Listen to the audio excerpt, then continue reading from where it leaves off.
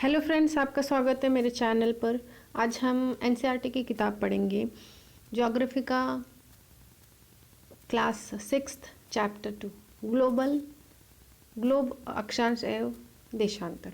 यहाँ पे हम केवल उन्हीं पॉइंट्स को लेंगे जो परीक्षा के हिसाब से हमारे जो कॉम्पिटिटिव एग्ज़ाम रहते हैं उसमें जो महत्वपूर्ण प्रश्न रहते हैं उनके लिए जो महत्वपूर्ण पॉइंट्स हैं, महत्वपूर्ण बिंदु हैं, उन्हें हम पढ़ेंगे, बाकी को नहीं पढ़ पाएंगे। तो यहाँ पे इन्होंने छठी क्लास के बच्चों के लिए दिया है। पहले उन्होंने कहा है कि उत्तरी और दक्षिणी ध्रुव है, वो पृथ्वी थोड़ी सी चपटी है और विषुववृत्त वृत्त पर ये थोड़ी सी उभरी हुई है। फिर उसके बाद सेकेंड पैराग्राफ में उन्होंने ग्लोब के बारे में बताया कि ग्लोब कैसे होता है, क्या किस तरह से होता है और ग्लोब में क्या क्या दर्शाया जाता है, जैसे कि देश है, महाद्वीप दिखाए जाते हैं, महासागर दिखाए जाते हैं, जिससे कि बच्चों को पृथ्वी को समझने में आसानी हो। तो जो उन्होंने कहा है कि जो उत्तरी ध्रुव और दक्षिणी ध्रुव है उसमें ग्लोब पर बिठाने के लिए उन्होंने जो स्टैंड रहता है, उत्तरी ध्रुव और दक्षिणी ध्रुव में एक सुई सी रहती है जिस पर वो खड़ा रहता है, तो उसे उन्होंने अक्ष कहा है। हालांकि ये भी बताया है कि वो कोई वहाँ पे कोई किसी तरह की सुई वगैरह नहीं है, वो केवल आपको ग्लोब पर खड़ा करने के लिए वो दिखाया गया, वो दर्शाया गया है। और पृथ्वी जो है वो पश्चिम से पूर्व की ओर घूमती है। ये पॉइंट इस तरह का क्वेश्चन पूछा जा सकता है कि पृथ्वी कैसे, कहाँ से, कौन सी दिशा में घूमती है, तो ये पश्चिम से पूर्व की तरफ घूमती है। पृथ्वी पर वास्तविक तो ऐसे कोई सुई नहीं है और ये सब काल्पनिक रेखाएं जो है बनाई है, विषुववृत्त, वृत्त, कर्क रेखाएं, जो हम अभी आगे पढ़ेंगे। विषुववृत्त वृत्त जो रहता है वो पृथ्वी के बीचों बीच बना हुआ सबसे बड़ा वृत्त है। वृत्त यानी गोलाकार जो रेखा खींची गई है अक्ष पर। तो ये पृथ्वी को उत्तरी और दक्षिणी गोलार्ध को बराबर हिस्से में बांटती है। इसे हम समझने में इस तरह से मैं बता सकती हूँ कि जैसे आप को सभी को क्रिकेट पसंद है। क्रिकेट का जो बॉल रहता है उसमें जो वाइट कलर का, सफ़ेद कलर का जो डिज़ाइन रहता है बीच वाला, उससे हम विषुववृत्त वृत्त करके कह सकते हैं कि वो जो उस गेंद को दो बराबर हिस्सों में बांटता है। वैसे ही पृथ्वी पर जो विषुववृत्त वृत्त को हमने काल्पनिक रेखा को जो हमने चुना है वो पृथ्वी को दो बराबर हिस्सों में बांटती है। उत्तरी भाग को उत्तरी गोलार्ध कहते हैं, दक्षिणी भाग को दक्षिणी गोलार्ध कहा जाता है। इसी प्रकार विषुववृत्त पृथ्वी पर एक काल्पनिक वृत्त बनाती है और यह पृथ्वी पर विभिन्न स्थानों पर स्थितियों बनाने का सबसे महत्वपूर्ण संदर्भ बिंदु है। विषुववृत्त से ध्रुवों तक स्थित सभी समांतर वृत्त को अक्षांश रेखाएं कहा जाता है। जो विषुववृत्त वृत्त से लेकर ध्रुवों तक की जो रेखाएं हैं खींची गई है, उन्हीं सभी को अक्षांश कहे जाते हैं। आपको मैं यहाँ पे दिखाऊं तो ये है विषुववृत्त वृत्त, ये 20 डिग्री, 40 डिग्री,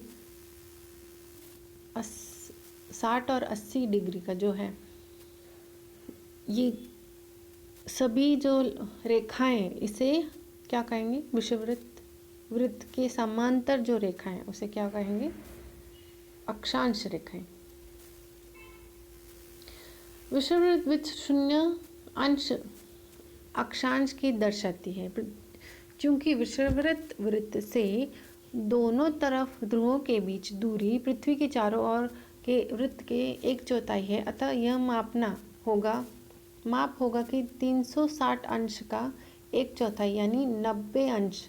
इस प्रकार 90 अंश उत्तरी अक्षांश उत्तर ध्रुव को दर्शाता है और 90 अंश दक्षिणी अक्षांश दक्षिणी ध्रुव को दर्शाता है। इसी प्रकार विषुववृत्त वृत्त के ऊपर उत्तर की सभी समांतर रेखाओं को उत्तरी अक्षांश कहा जाता है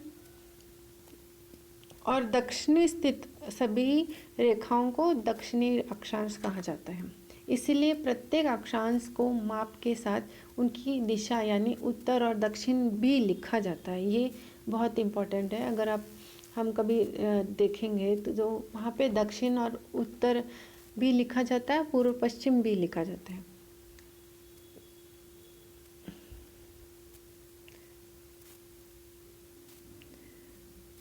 उदाहरण के लिए महाराष्ट्र में चंद्रपुर एवं ब्राज़ील में जो दक्षिणी अमेरिका में स्थित है, उन दोनों का अंश क्या है 20 डिग्री। लेकिन चंद्रपुर विषुववृत्त वृत्त के उत्तर दिशा में है और ब्राज़ील का जो हेरिज़ोंटे वो दक्षिणी दिशा में है। अब चंद्रपुर को क्या कहेंगे तो 20 डिग्री उत्तर अक्षांश ऐसे करके उसे संबोधित किया जाएगा, जबकि दक्षिणी अक्षांश में बेरो होरिज़ोंटे को 20 डिग्री दक्षिणी अक्षांश पर स्थित है ऐसा कहा जाएगा।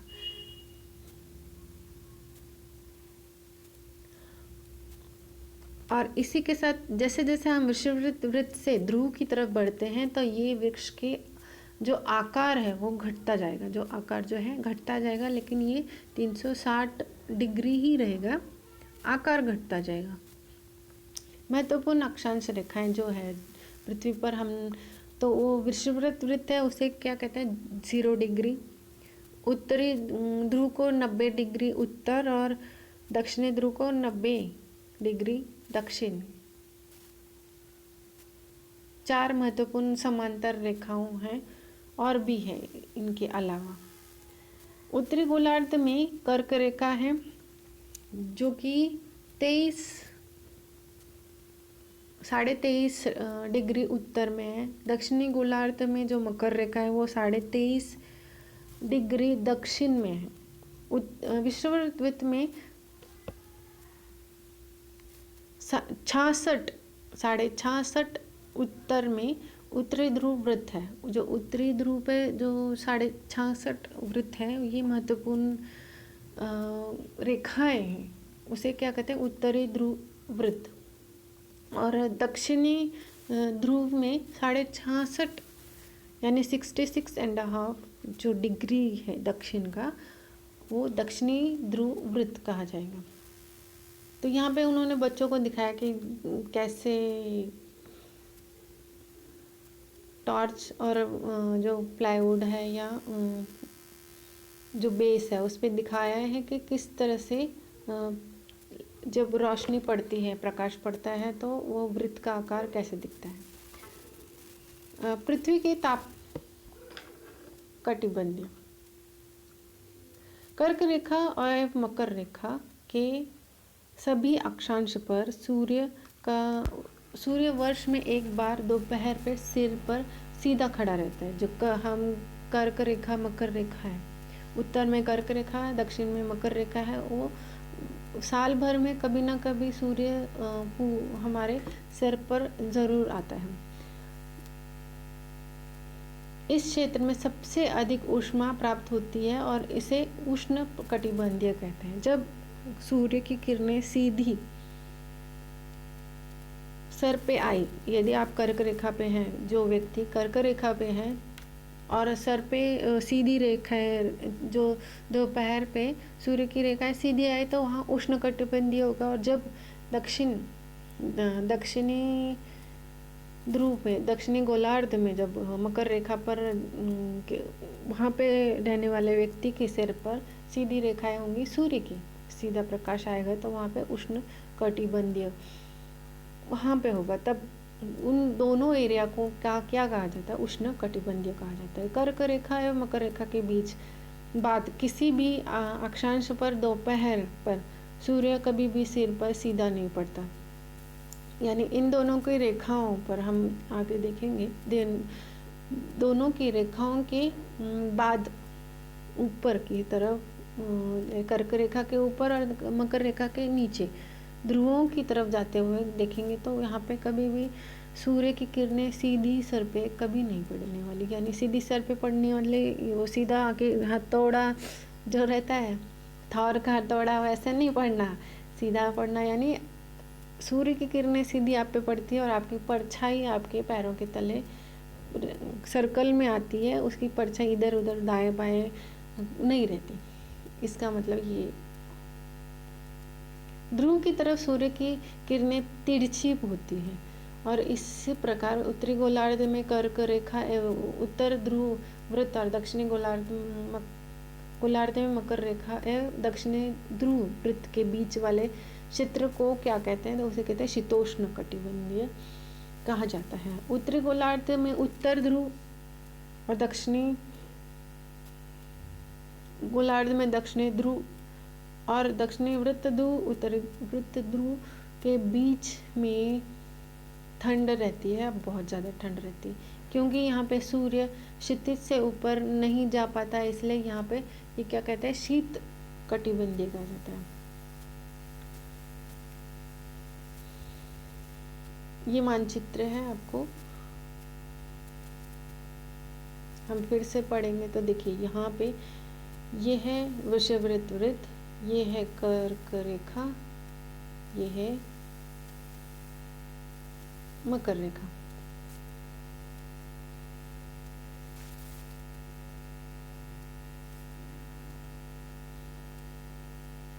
अब ये जो ग्रीन कलर का एरिया है, ये क्या है, उष्ण कटिबंधीय कहलाएगा, जबकि कर्क रेखा से उत्तरी ध्रुव वृत्त तक और मकर रेखा से दक्षिणी शीत कटिबंधीय के बीच में ये है शीतोष्ण कटिबंधीय। अब उत्तर वाला है तो उत्तर शीतोष्ण कटिबंधीय, दक्षिण का है तो दक्षिण शीतोष्ण कटिबंधीय। वैसे ही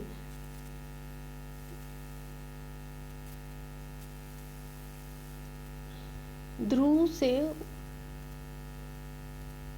उत्तरी ध्रुव वृत्त तक और दक्षिणी ध्रुव से दक्षिणी ध्रुव वृत्त तक के जो क्षेत्रफल है उसे हम शीत कटिबंधीय कहते हैं।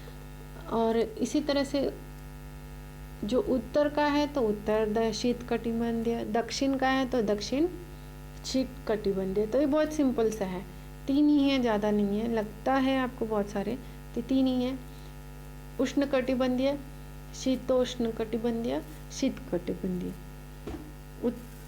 बीच का जो है मकर और कर्क के बीच का उष्ण कटिबंधीय, और यहाँ पे कर्क से रेखा से उत्तरी गोलार्ध में कर्क रेखा से उत्तरी ध्रुव वृत्त तक उत्तर शीतोष्ण कटिबंधीय। तो वैसे ही दक्षिण में है तो दक्षिण शीतोष्ण कटिबंधीय, और उत्तर ध्रुव वृत्त से उत्तरी ध्रुव तक, और दक्षिण में वैसे दक्षिणी ध्रुव वृत्त से दक्षिणी ध्रुव तक जो है शीत कटिबंध। बहुत ही आसानी से याद हो जाएंगे। देशांतर पढ़ेंगे हमने अभी अक्षांश पढ़ा था जो पृथ्वी को गोलाकार रूप में काट रहा है, जो कि काल्पनिक रेखा है। वैसे ही काल्पनिक रेखा हमने ध्रुव से एक ध्रुव से दूसरे ध्रुव, मतलब उत्तरी ध्रुव से दक्षिणी ध्रुव पर पूरी गोलाकार रूप में पृथ्वी को काटा हुआ है। तो किसी भी स्थान की स्थिति को बताने के लिए उस स्थान के अक्षांश के अतिरिक्त कुछ और जानकारी की आवश्यकता भी होती है।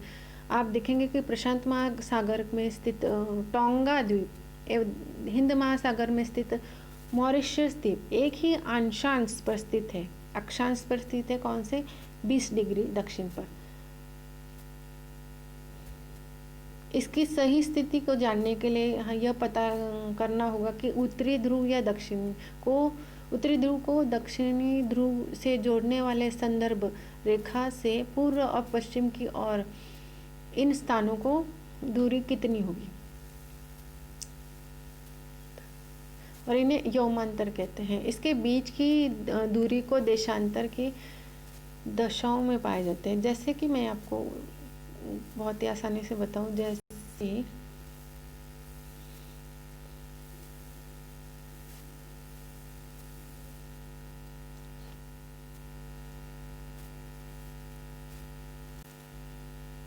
कि अक्षांश की जो रेखाएं वो सभी पृथ्वी पर लंबाई में समान रहती है, इसलिए इन्हें सिर्फ मुख्यतः संख्याओं में व्यक्त करना कठिन है।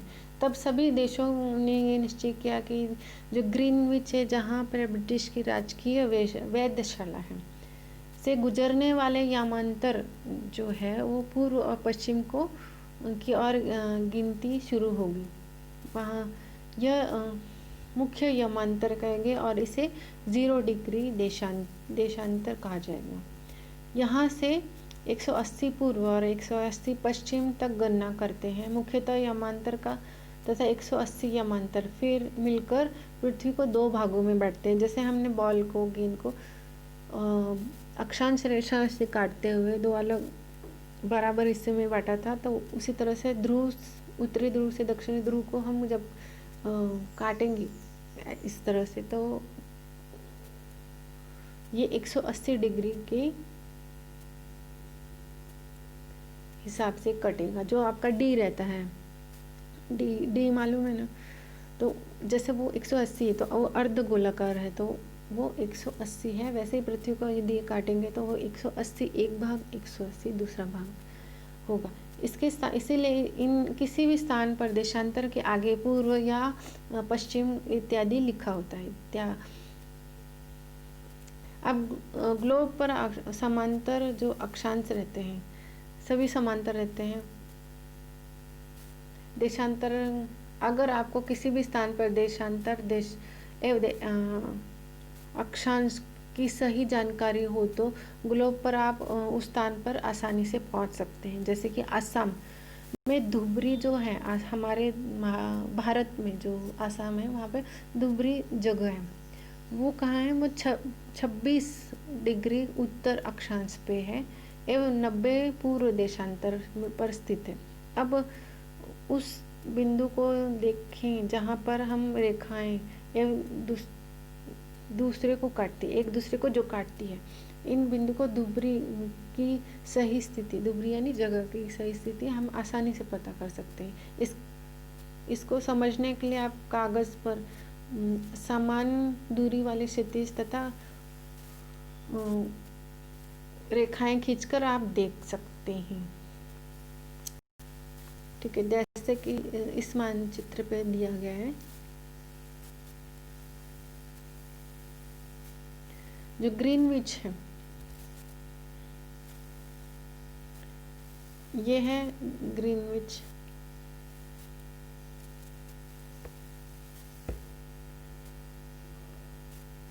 दोनों ये क्या है, 0 डिग्री है।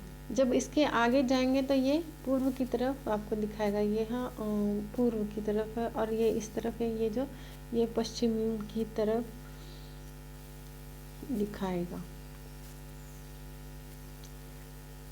देशांतर और समय, समय को मापने का सबसे आसान अच्छा साधन पृथ्वी, चंद्रमा और ग्रह की गति है। सूर्य उदय और सूर्यास्त के समय दिन प्रतिदिन होता रहता है, अतः स्वाभाविक है कि यह पूरे विश्व का समय निर्धारित का सबसे अच्छा और साधन आसान तरीका है।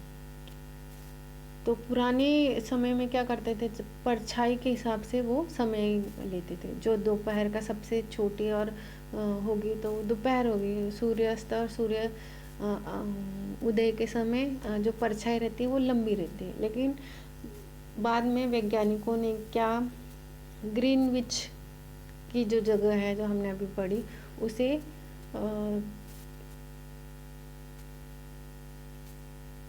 उसके हिसाब से पृथ्वी का समय को हमने बांटा गया है।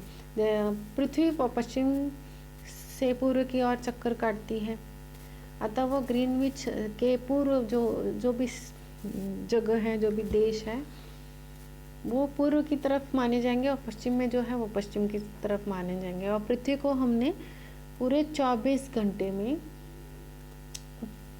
बांटा गया है, जो कि 360 जो उनकी देशांतर है वो घूमती है अक्षांश। तो 1 घंटे में पृथ्वी 15 डिग्री यानी कि 1 मिनट में 1 अंश घूमती है। इसी प्रकार जब ग्रीनविच में दोपहर के 12 बजे होंगे तब ग्रीनविच में 15 डिग्री पूर्व से समय होगा। 15 इंटू 4 करेंगे तो 40 मिनट, अर्थात ग्रीनविच के समय से 1 घंटा आगे, अर्थात दोपहर के 1 बजे होंगे। लेकिन ग्रीनविच के 15 डिग्री पश्चिम की ओर, हमने अभी पढ़ा पूर्व की ओर, लेकिन पश्चिम की ओर क्या होगा, तो ये 1 घंटा बाद का होगा। यानी कि पश्चिम की ओर जाएंगे तो हम 1 घंटा बाद यानी 11 बजे होंगे। जब ग्रीनविच पे 12 बजे होंगे तो पूर्व की तरफ जाएंगे तो 1 घंटे के पहले पश्चिम की तरफ जाएंगे तो 11 होंगे, पूर्व की तरफ जाएंगे तो 1 बजे होंगे। इस समय को 180 पर मध्य रात्रि होगा। किसी भी स्थान पर जब सूर्य आकाश में अपने उत्तरी उच्चतम बिंदु पर होता है और दोपहर में उस समय घड़ी में 12 बजते हैं। इस प्रकार घड़ी के द्वारा दिखाए गए समय उस स्थान पर स्थानीय समय होगा। आप देखेंगे कि देशांतर जो यमांतर है पर स्थित स्थानों को स्थानीय समय समान होता है सभी देशों के। हम मापक समय क्यों मानते हैं? अगर यमांतर पर स्थित स्थानों पर में स्थानीय समय में अंतर होता है, तो उदाहरण के लिए हम देखेंगे कि देशांतर के से होकर गुजरने वाली रेलगाड़ियों के लिए समय आसानी से तैयार करना कठिन होगा। भारत में जो हमारा पश्चिमी जो छोर है वो गुजरात में द्वारका है और असम में डिब्रूगढ़ है। जो सबसे आखिरी वाला पॉइंट है वो असम का डिब्रूगढ़ है और गुजरात का क्या है, द्वारका है। तो इन दोनों के बीच में लगभग 2 घंटे, यानी कि लगभग कहेंगे 2 घंटा, लेकिन 1 घंटा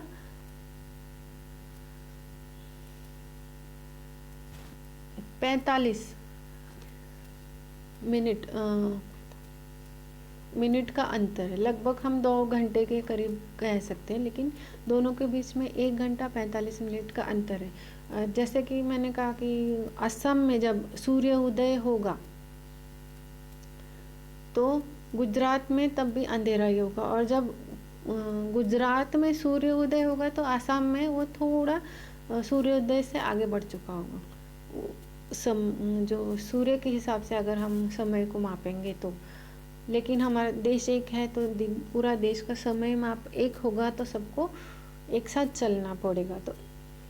तो क्या मापा गया है? तो भारत में जो यामांतर को माप किया गया है तो 82.5 डिग्री पूर्व जो